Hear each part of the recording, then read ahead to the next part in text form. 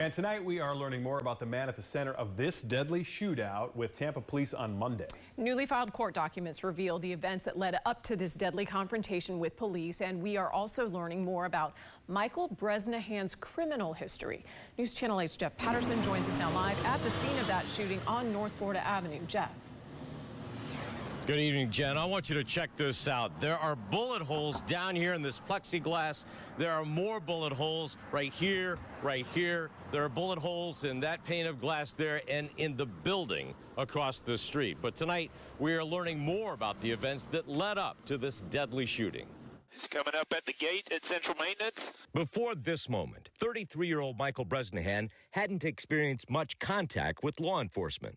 Arrest records show he had been picked up in 2011 for throwing a deadly missile into a building and arrested again for delivery of cocaine within 1,000 feet of a school. And he has a number of traffic infractions. Yep, just drove through the gate. Monday, court records reveal he got into an argument with the mother of his 2 children, tried to force her into a car as she sought protection, and then stabbed her 13 times in front of her children.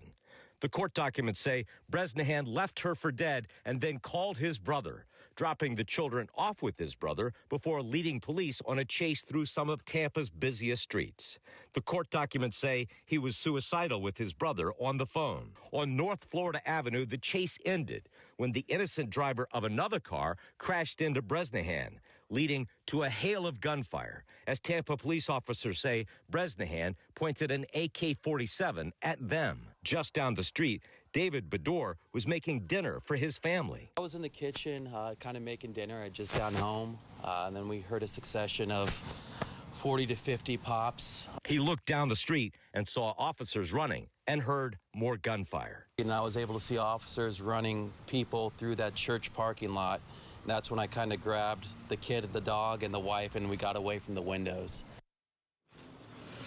Yeah, very fortunate. More people were not injured in this. This is a fairly busy section of North Florida Avenue. There was a man walking the dog just down the street. There was a lot of activity in this general area. And as we reported yesterday, a man was grazed by a bullet as he was standing in that church across the street.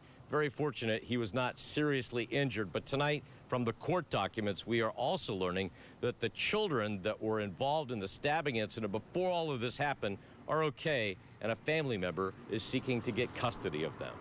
Well, that leads me to my question here. Do we know anything about how the mother of the children is doing tonight? Well, we were initially told by the Tampa Police Department that she was in critical condition. They updated that yesterday, saying that she is in stable condition, but she is being treated at a local hospital, which is why the family member has filed the emergency petition to get custody of the children. Jen?